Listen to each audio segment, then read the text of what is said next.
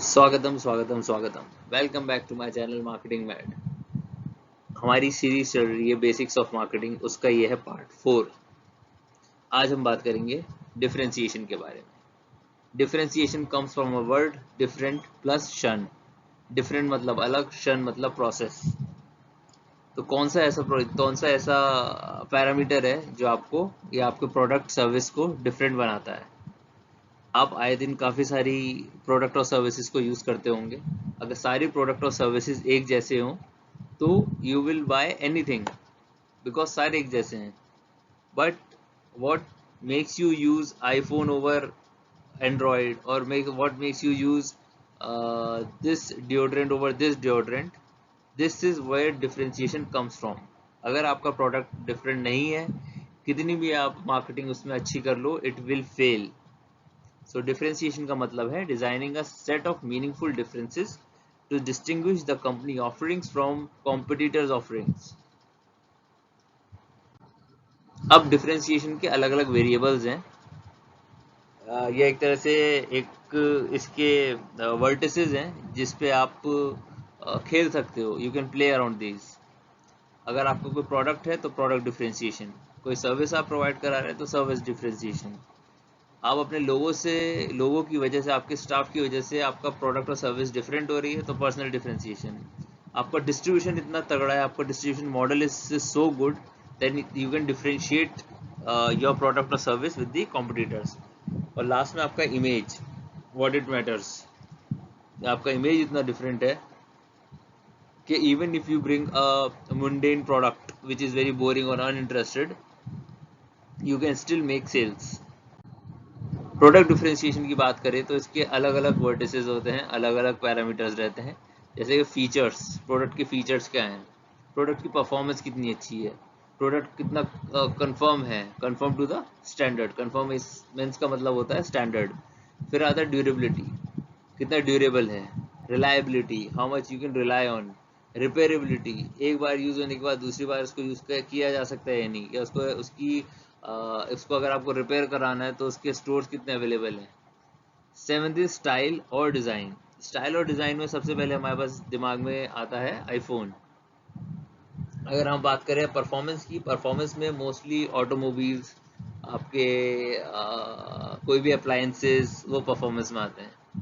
Conformance में mostly furnitures वगैरह, या आपके कोई भी एक प्रोडक्ट जिसमें एक बेसिक तो प्रोडक्ट फीचर्स होने चाहिए, कोर जो प्रोडक्ट फीचर्स होते हैं वो तो होने चाहिए, that it should meet the standard.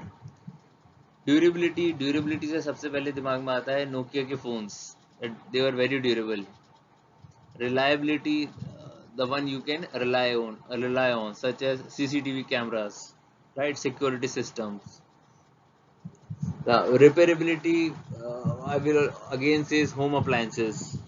ऐसा नहीं होना चाहिए कि जरा सा कुछ उसमें डिफॉल्ट आया, for example AC, and it can not be repaired, right, it should be repairable. जैसे कि मैं आपको बहुत अच्छा एग्जांपल देता हूँ, एक कंपनी है TCL। TCL they make TVs, televisions. I think Japanese company है। वो बहुत ज़्यादा they were into TV market in India, and अभी भी उनके बिकते हैं बट उतने लेवल पे नहीं। बट उनकी सेल बहुत हाई गई थी। The only thing that was like tough on them was their repairability issue, कि उनके स्टोर्स और जो कंपोनेंट वो यूज़ करते हैं वो ईजिली अवेलेबल नहीं थे, तो उनका रिपेयरेबिलिटी का इशू आता था। So this is how you differentiate on the basis of product differentiation. आगे बढ़ते हैं सर्विस डिफरेंशिएशन। अगर आपके पास कोई टेंजिबल प्रोडक्ट नहीं है तो you go for a service differentiation. क्या आप प्रोडक्ट में डिफरेंशिएट नहीं कर पा रहे तो आप सर्विस में डिफरेंशिएट करोगे। काफ़ी सारे ऐसी आप एप्स यूज़ करते होगे जिसमें कोई product they are not selling, they are selling your service.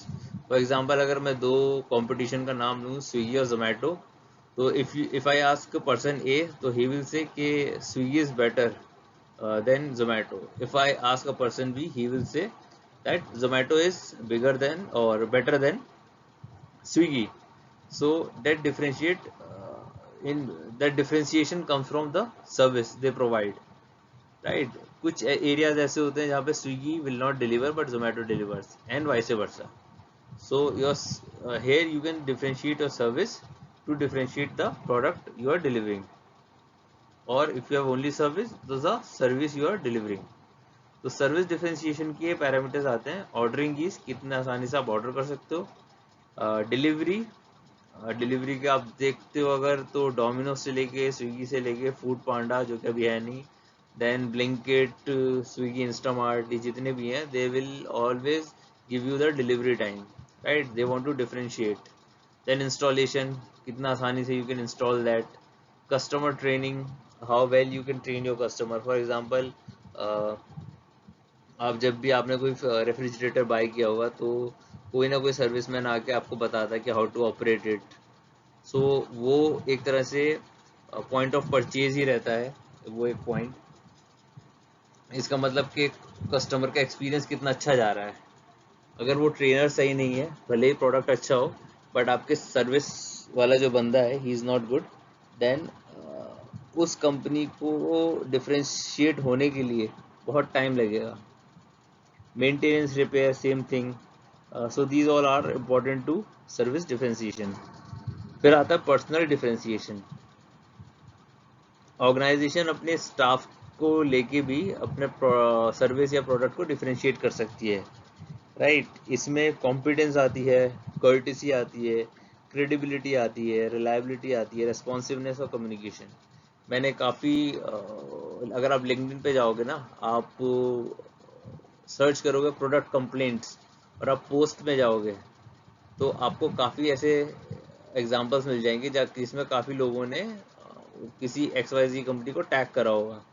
Mostly customer complaints होती हैं, उसका रिड्रेसल कितना क्विक हो वो डिफरेंशिएट करता है आपको अपने और दूसरे प्रोडक्ट में, कंपटीशन प्रोडक्ट में.